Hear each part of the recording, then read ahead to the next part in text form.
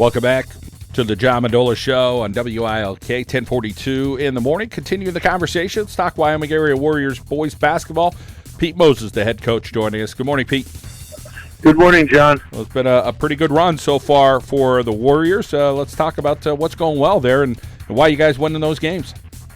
Well, I really got to give all the credit to my boys. They've been playing very well. We preach three things. We talk about rebounding, we talk about playing defense, and we talk about playing as a team on offense where everybody touches the ball. And we've really been clicking on all cylinders. I think we're giving up the least amount of points right now in District 2. Teams are averaging about 36 a game, 35 a game against us. We're out rebounding teams on a nightly basis, and our scoring has been balanced. So the three things that we've kind of made our mantra this year are three things that we really executed well on. And as far as being able to put the ball in the bucket, as long as you have one more point than that next team, let's talk about some of the guys that could score for you. You have some sharpshooters there. You got an inside presence at all? Well, I mean, it's a really balanced attack. I mean, our tallest guy is about 6'1", 6'2", and Sammy Greenfield. And I asked him to play center, which is horribly unfair to the kid because on any other team in our conference, he'd probably be a 2 or a 3. But he's accepted the role, and we've kind of used our lack of size to our advantage. Sam's been able to extend the floor a little bit and bring centers out, make them guard on the perimeter. I think he has 10 threes on the season, and he's starting to shoot the ball well. Tony Saida also helps us, give us a perimeter threat. He's been excellent and given us a lot of senior leadership. And, Matt Wright, Tyree Zielinski, Anthony Nardell.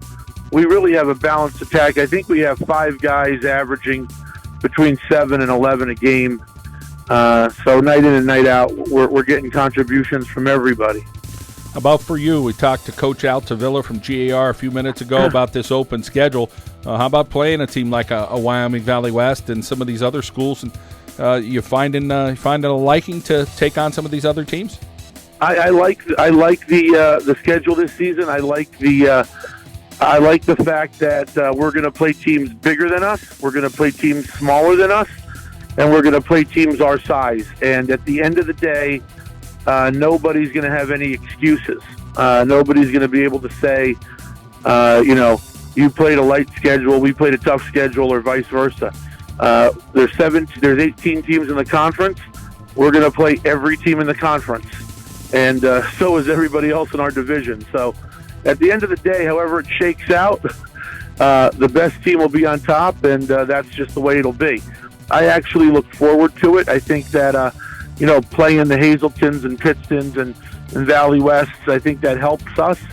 And if we're lucky enough to make the playoffs, I think it prepares us to play in the 4A classification. And we'll see how that all works out. Right now, they have this kind of like power ranking system, and you guys are located over there in 4A. Scranton Prep's on top. You're right there. Berwick had a loss in the last week. Myers lost last night to Crestwood. Of course, Nanticoke's not a bad team at all.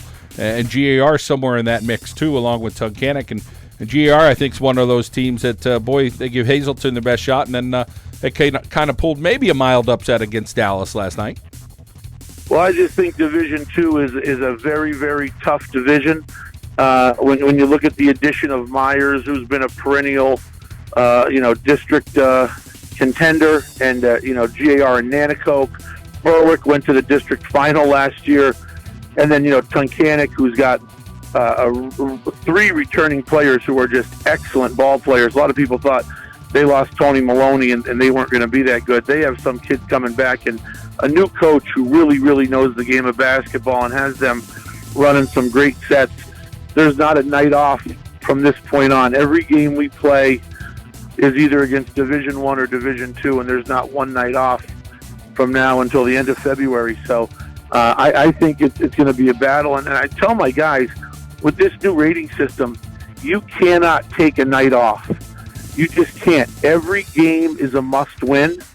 And my guys have come out, and they've done everything I've asked them to do. But there's no easy game on the schedule this year. And you're going to face a hungry Dallas team on Tuesday, so that should be a heck of a battle come Tuesday. They're a well-coached team. They're kind of a rival for us. I mean, Pittston's always been the rivalry with Wyoming area, but, those Dallas kids, it's kind of like a backyard brawl. And, that carries over in football. Dallas-Wyoming area has always been a traditional rivalry.